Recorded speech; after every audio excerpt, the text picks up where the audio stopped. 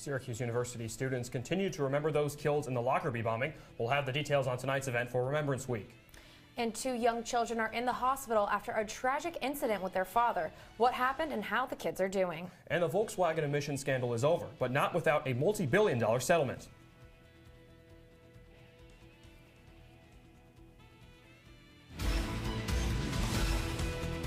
From the CitrusTV studios, this is CitrusTV News live at 6, your campus news leader.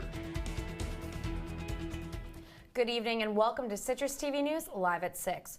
Homeowners in FEMA flood zones may have to pay taxes. I'm Jamie Weiss. And I'm Rob Romano. Because the flood zone map was recently expanded, more properties may have to pay these taxes. That's our top story tonight.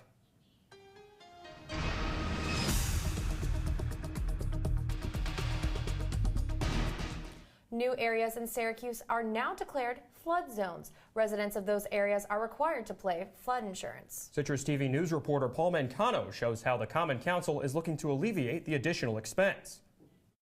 Because I can't afford it. I ain't gonna pay for it either.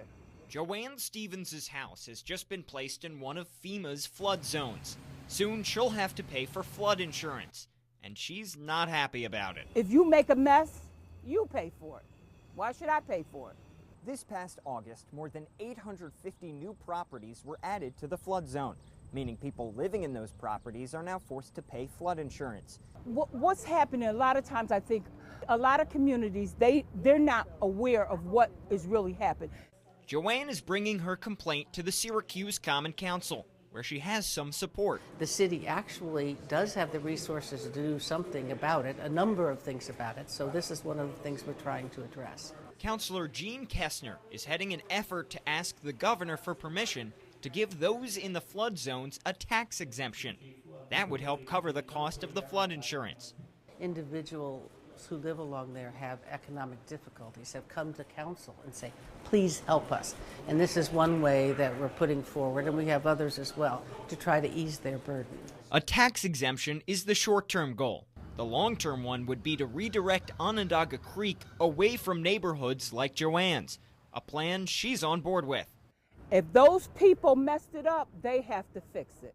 But until new legislation comes down from the governor's office, residents like Joanne will have an extra bill to pay. Paul Mancano, CitrusTV. And we've actually received an update to this story. The Syracuse Common Council has approved a resolution that will ask the state for tax breaks. The vote passed unanimously. It will request that the state grants tax breaks for poor property owners in a flood zone.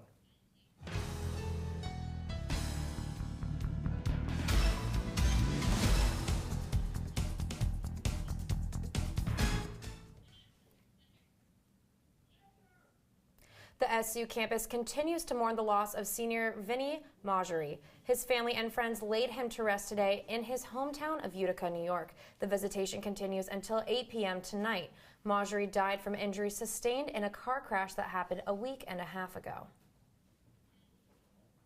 And the Student Association will begin providing menstrual hygiene products this Friday. The products will be available in bathrooms in specific campus buildings like Shine, the Hall of Languages, and the Byrd Library. The products will be free to students. SA Comptroller Malik Evans announced a launch budget of $1,000 for the change. And a Stanford professor will speak at SU this Friday. Aaliyah Saperstein is the latest speaker for the Maxwell State of Democracy lecture. She'll speak on race dynamics and inequality in the United States. The discussion on race will analyze racial differences and what race really means. The lecture will be at 4 on Friday in Maxwell Auditorium. And Remembrance Week continues tonight with a celebration of life ceremony. It will be at 7 p.m. in Hendricks Chapel. The event will host performances from student groups on campus, as well as poetry survived from the victims of Pan Am 103. Remembrance Week ends this Friday with a rose-laying ceremony and a dove balloon release. The week is held every October to honor the 36 SU students who were killed in the Lockerbie bombing over Scotland. And U.S. Representative John Katko announced today that a meeting will be held on the toxic algae levels in Owasco Lake. The meeting will address a plan to protect the lake and any contaminated drinking water. But the meeting won't be open to the public.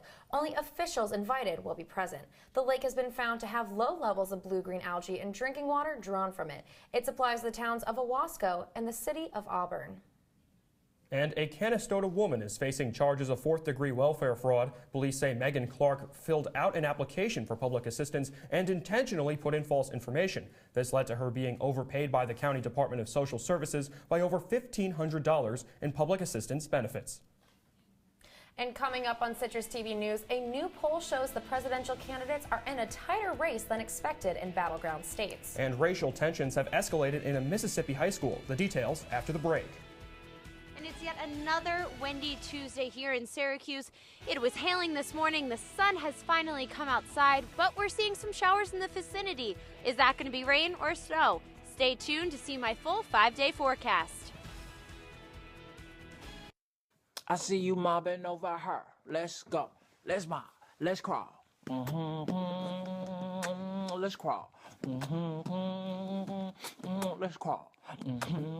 Hey, yo, we mobbing. Come on, girl. Let's crawl. Hey, yo, let's crawl. Hey, yo, let's crawl. Hey, let's crawl. Hey, yo, let's crawl. Look at you. You're at the top of your game. You're unstoppable. Nothing can throw you off track. Wait, is that your car? Uh-oh. Yeah, I saw that coming. That will throw you off track. You're looking at around 10 grand in fines, legal fees, and increased insurance rates. Let's try this again. Smart move. Because buzz driving is drunk driving. Taking care of a family member can lead to plenty of questions. Fortunately, there's a place to get the answers, for them and for you. Find articles, tips, and tools from experts and others who have been in your place. The Caregiving Resource Center at aarp.org/caregiving.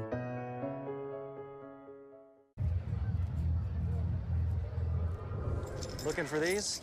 You drive buzzed. It could be one very expensive ride. First, you gotta make bail. Then pay me to get your car back. Your insurance premiums will go through the roof. And my legal fees just keep adding up. All told, it could end up costing you $10,000.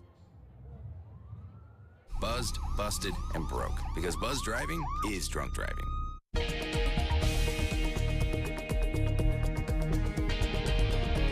And welcome back to Citrus TV News. A man is dead after police say he jumped off a bridge in New Jersey. Police say he was holding his two kids, ages 2 and 4, during the apparent suicide. That's right, Rob. The children were seriously injured from the incident. One boy has a collapsed lung and the other suffered a spinal injury. An officer on the scene commented on finding the boys. When the officers found the children conscious and alert, it's nothing short of a miracle, that's for sure. And Election Day is 2 weeks from today, and former Secretary of State Colin Powell has just endorsed Hillary Clinton. But the race is still tight in more states than expected. According to a new CBS Battleground tracker, Hillary Clinton leads Donald Trump by 3% in Florida. And Donald Trump only leads Clinton by 3% in Texas, a very historically red state. The poll is a study based on over 2,000 interviews of likely voters. And 2 people have died early this morning in a shooting in Roanoke, Virginia. The shooting also injured 3 people. It happened at a freight car manufacturing plant. One of the victims of the shooting is still in critical condition. Another is now out of the hospital, and the third seems to be okay. Police say the shooter is one of the 2 people dead, and they say he was either a current or former employee. No police officers were involved in the shooting.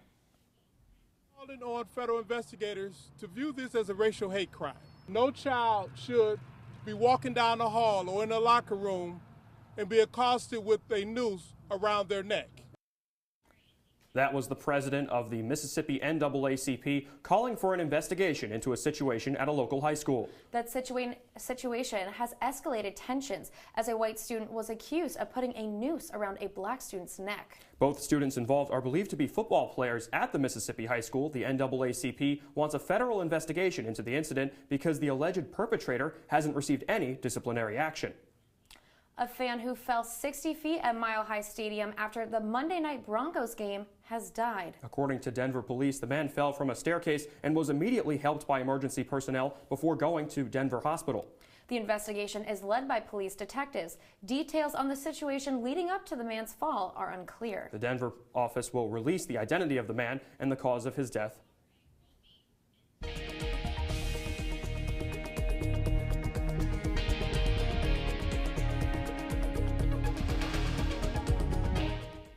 More than 60 people are dead and 120 injured after an attack on a police training college in Pakistan. 3 militants stormed the college in the night armed with guns and explosives. They fought with security forces for several hours before being killed. One of the attackers was shot and the other two detonated suicide vests. The Islamic State has claimed responsibility for the attack. And officials in France are working to tear down the Calais migrant camp. The dismantling began today as tents, shacks, and other shelters came down. The nearly 3,000 remaining migrants were bussed out of the so-called jungle in the last 2 days. 450 different sites across France will resettle the thousands of refugees from the Calais. One of these includes a 16th century castle. It will house up to 150 displaced migrants. In recent months, the Calais camp has become a symbol for European governments failing to resettle and integrate migrants. And 12 foreigners are dead after a recent attack on a Kenyan hotel. Officials believe that the jihadist group Al-Shabaab is responsible for the attack. The group is prominent in Somalia, which borders near the hotel and has accounted for some of the worst attacks in recent years. Officials say the Bashari hotel was specifically targeted, and the attack is similar to recent attacks on the foreigners in the region. And Venezuela's Congress has opened a political trial against President Nicolas Maduro. According to reports, Congress claims he broke the country's constitutional order. And lawmakers asked President Maduro to appear in Congress next week to defend himself. The Vatican has agreed to mediate talks between the Venezuelan government and the opposition. This comes after strong calls to impeach the president. Venezuela has been experiencing turmoil recently. The country is strongly divided and is experiencing one of the worst recessions. Venezuela's National Assembly halted talks to impeach its president just a few days ago.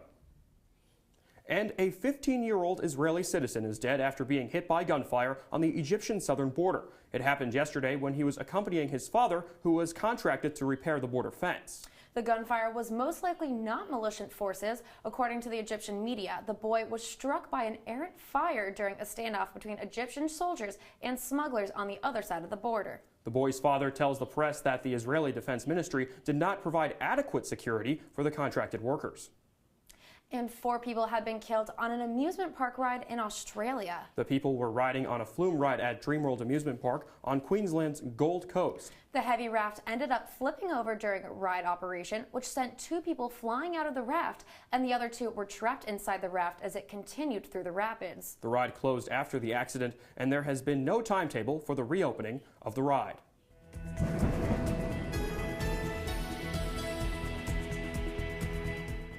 So, Rob, we've had the entire weekend to get used to the cold front that's hit Syracuse, but students across campus were greeted by an unwelcome sight on their walk to classes this morning. Definitely. I think you're talking about the sleet that we got early this morning. Nicole Dementri is here in studio to tell us if a wintry mix is in our forecast. Nicole? Well, right now, temperatures are 42 in Syracuse, but it's feeling more like 37 degrees all around central New York. We're feeling temperatures 45 in Rochester, 44 in Fulton, all the way down in Elmira, 46. But yet again, with those strong winds around 10 to 15 miles per hour that is happening right now, it's feeling much, much colder outside. Now, if we take a look at your future radar, you're going to see some rain and precipitation come into Syracuse, specifically around 7 p.m. It's going to move out around 9 p.m. and then it's going to be back around 3 a.m. Going to be there just in time for 9 a.m. and that's not going to be rain, that's going to be snow. So what are we looking for tonight? Now tonight we're looking at 32 degrees, just cold enough to get that snow. We're going to see a mix. You're definitely going to see some ice on the way to class tomorrow morning, and it's going to be constant from 3 a.m. to 9 a.m. tomorrow. Winds are going to be light, and the sun just already set at 6:05 p.m. Now, our Wednesday forecast, you're going to see that wintry mix again. At 9 a.m., 34 degrees. By noon, 38. By 6 p.m., 39. You're going to see a high of only 42 and a low tomorrow night of 31.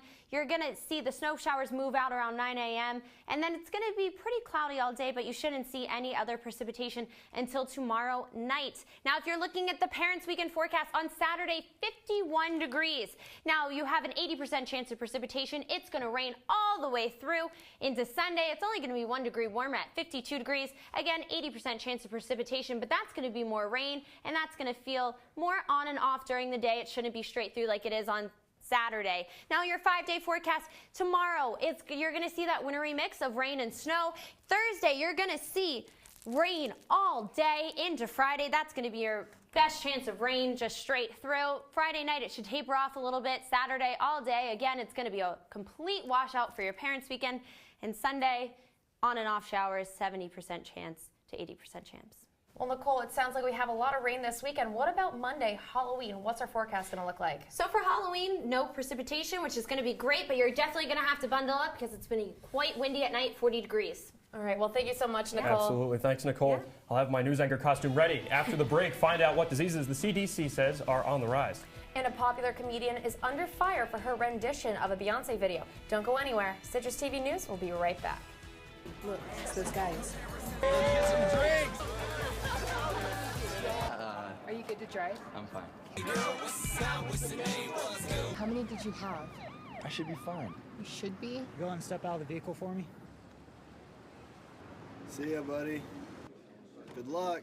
So turns out, buzz driving and drunk driving, they're the same thing, and it costs around $10,000. So not worth it.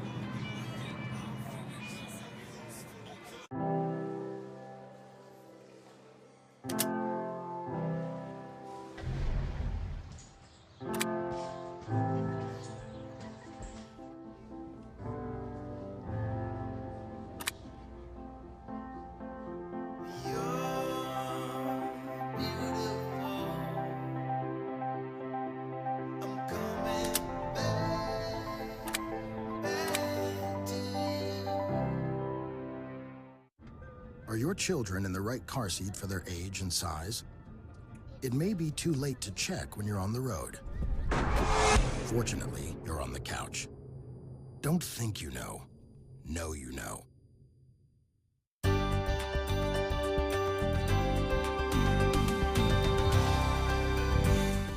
And welcome back to Citrus TV News. A new report from the Center of Disease Control shows sexually transmitted diseases are on the rise. The CDC says cases of chlamydia, gonorrhea, and syphilis hit an all-time high in 2015. The CDC says cases of chlamydia rose 6% in the last year. According to the CDC, all 3 of these STDs can be treated with antibiotics. However, the study says most end up going untreated and undiagnosed.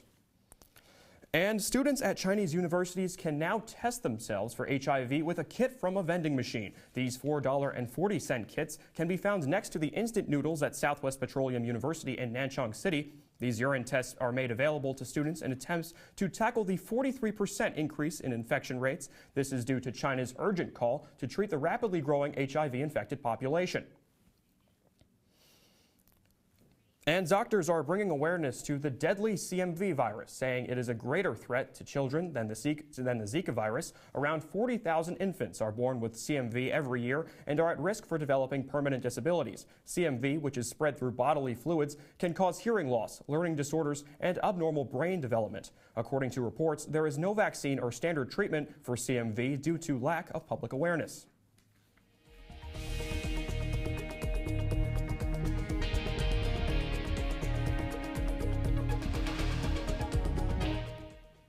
And a federal judge in San Francisco has authorized a $15 billion settlement deal as part of the Volkswagen emissions scandal. Volkswagen was found guilty of installing a device in cars designed to cheat emissions testing. The agreement passed the scrutiny of California regulators and consumers alike and is considered one of the largest consumer settlements in U.S. history. And Delta Airlines now lets you track your luggage with your phone in real time. The new radio frequency identification system, or RFID, replaces barcode scanning with a tracking chip, allowing people to watch their luggage from takeoff to landing via push notifications. The new program has been successful so far. Delta is the first U.S. airline to make this change to its security this change to its service for security reasons. And General Motors has posted a quarterly revenue increase of 10%. The company beat estimates by over $3.5 billion. The company is striving to post its first European profit since 1998, but Brexit fallout threatens that from happening. GM is projected to miss its target profit. Nielsen is looking to fix its biggest measurement gap, the inability to accurately measure out-of-home viewing. The company says that beginning in April, it will launch a national TV out-of-home measurement service using a portable people meter, technology, and panelists. The service will provide live plus 7 days of viewing. This could help monitor viewing in places like gyms and doctors' offices. Upon launch, the offering will serve as a standalone service, but eventually will be included in national ratings. And a woman known for her work as a backup dancer for Rihanna and Beyonce is missing. 32-year-old Shirlene Quigley was last seen getting on a bus at Port Authority in New York City on Sunday at 1 a.m. Police have found her car and her cell phone. Rihanna posted on Instagram today asking anyone who may have seen Quigley to contact the police. And you may love the movie Wedding Crashers, but Bradley Cooper became a real-life one this weekend. Cooper crashed a wedding on the campus of Georgetown University in Washington, D.C. The couple posted a photo with the actor on Instagram during the wedding. And popular comedian Amy Schumer is under fire for her remake of Beyonce's Formation music video. Critics are calling her remake a form of cultural appropriation, while Schumer maintains that it's a tribute to Beyonce's work. The video has twice as many negative ratings as it does positive ratings on YouTube. Coming up in sports, the field hockey team moved up in the latest rankings. Basketball season is right around the corner, and the World Series starts tonight. I'll tell you all you need to know after the break, so stay tuned. I see you mobbing over her. Let's go. Let's mob. Let's crawl. Let's crawl. Let's crawl. Hey, yo, we mobbing. Come on, girl. Let's crawl. Hey, yo, let's crawl. Boom. Hey, yo, let's crawl. Boom. Hey, let's crawl. Hey, yo, let's crawl. Boom. Look at you. You're at the top of your game. You're unstoppable. Nothing can throw you off track. Wait, is that your car? Uh-oh. Yeah, I saw that coming. That will throw you off track. You're looking at around 10 grand in fines, legal fees, and increased insurance rates. Let's try this again. Smart move. Because buzz driving is drunk driving.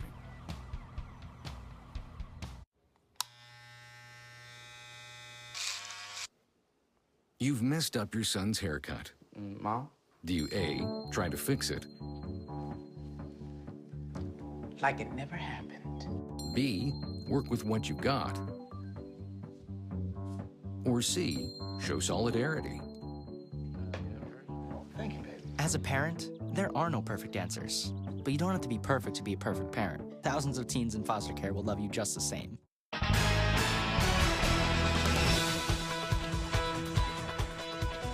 The Syracuse field hockey team moved up one spot in this week's latest Division I field hockey rankings. The Orange, who beat 14th-ranked Boston University 2-1 over the weekend, are now number 2 in the country behind Duke, who the Orange previously beat this season. The Orange benefited from previous number 1 UConn falling to Maryland over the weekend. It was the Huskies' first loss of the year and allowed Duke and SU to bump up one spot each. Basketball season is right around the corner, and the Orange get back on the court to make another run at the Final Four next week against Indiana University of Pennsylvania in an exhibition game. CitrusTV was at Basketball Media Day this past week and interviewed Jim Boeheim, who talked about all the newcomers to the team and how they will be used during the season. We've never put 5 new guys in 1 year that I can remember, that were actually 5 new guys that actually played a lot. So we'll be able to do some more things, but it's going to take a while to fit all these things together. The SU football team has a bye week this week before the Orange travel down to South Carolina to take on Clemson on November 5th. The Orange currently sit at 4-4 and are 2 wins away from becoming bowl eligible for the first time since 2013. In 2013, the Orange went 7-6, including a win in the Texas Bowl over Minnesota. Interestingly enough, that Orange team played at home against Clemson on October 5th and lost 49-14. SU fans will hope for a better result this year. The New York Giants have released kicker Josh Brown after a string of domestic violence allegations. He was suspended for one game before his release. According to reports, the Giants let him go in light of police reports that had just been made available to the NFL this month. Before he was let go, Brown released a statement saying he never struck his wife. However, a journal which he kept was released to the NFL this month stating that he did strike his wife. 3 senators have written a letter to the United States Golf Association to move the 2017 U.S. Women's Open away from Donald Trump's golf course where the event is being held. According to reports, the senators feel that in light of Trump's comments about women, the event, which has been important in advancing women's rights, should not be held there. The senators urging for the relocation are Bob Casey, Richard Blumenthal, and Ed Markey, all Democrats. New Yankee Stadium is getting renovated. The renovation will include more gathering space for fans and kids. For the kids, the stadium will now feature a miniature ballpark on the upper field deck, complete with a replica of the World Series trophy. The renovations do come at a price, though, as the stadium will give up 2,100 seats for the gathering spaces. Included in the gathering spaces will be drink rails complete with USB and power ports. The Fall Classic gets underway tonight as the Cubs play in Cleveland for Game 1. This is a matchup of the 2 longest active championship droughts in baseball, as the Indians have not won a title since 1948, and the Cubs have not won a title since 1908. Tonight's game will break a drought for the Cubs with an appearance in the World Series, as they had not appeared in one since 1945. First pitch is slated for 8:08. Also going on in Cleveland tonight, right across the street from Progressive Field, is the defending NBA champions starting their title defense. The NBA season tips off tonight, and all eyes will be on the Cavaliers as they hang last season's championship banner. Hanging the banner is specifically important to LeBron James because it is his first championship in his hometown. Tip-off against the New York Knicks will be tonight at 7:30. Okay, KJ, what can we expect out of this Game 1? Cubs-Indians, any predictions? Cubs-Indians, I feel like the Cubs can take this. They're a loaded team, and they want to break that championship drought. Absolutely. Thanks so much. Thank you so much, KJ. And coming up on Citrus TV News, Nicole Dementry will be back for one last look at our morning weather. And the World Series has inspired one family of superfans more than you would think. We'll be right back. Here's your check.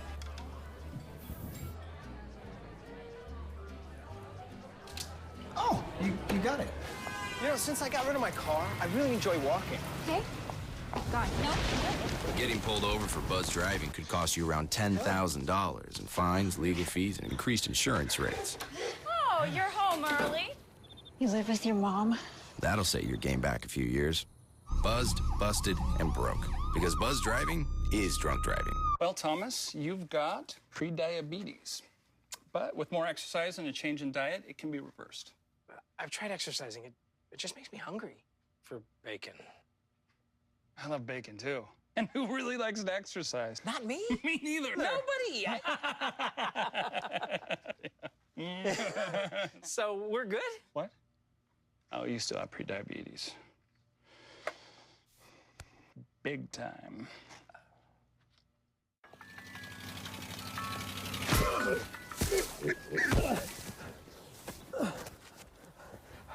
So, same time next week? Well, of course.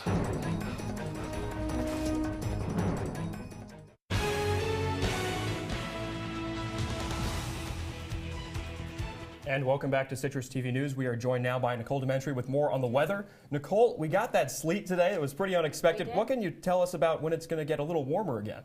You know, actually, Tuesday it's going to be a high of 61 degrees. I know, everybody celebrate, but then it's going to drop back down into the 40s next weekend. So definitely enjoy Monday and Tuesday. It's going to be in the upper 50s, low 60s. Enjoy those days in the sun. Well, I definitely will, Nicole. Thank you so much. Thank you. And so, as we mentioned before, the Cubs are in the World Series for the first time in more than 70 years. And fans are obviously pumped about it, but look at how big of super fans this family is. That's right. Their twins were named Addison and Clark, the names of the 2 streets that intersect right where Wrigley Field is in Chicago. Look how cute they are, Rob. Oh, they're adorable. They're beautiful. I don't know if you've ever been able to make it to a Cubs game, but it's great. And thank you so much for tuning into Citrus TV News tonight. I'm Jamie Weiss. I'm Rob Romano. Have a good night, Syracuse. Be sure to like us on Facebook and follow us on Twitter. Thank you so much.